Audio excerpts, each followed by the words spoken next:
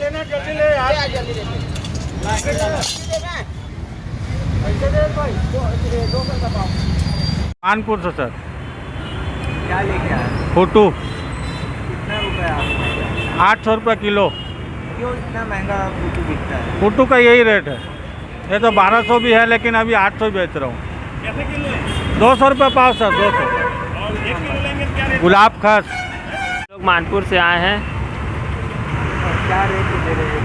800 रुपये किलो बेच रहे हैं। क्यों इतना महंगा फोटो बिकता है? बिकता है तो बिकता है। क्यों इतना महंगा? बाकी सब्जियों से अलग फर्क इतना क्यों? साल एक बार मिलता है इसलिए महंगा रहता है।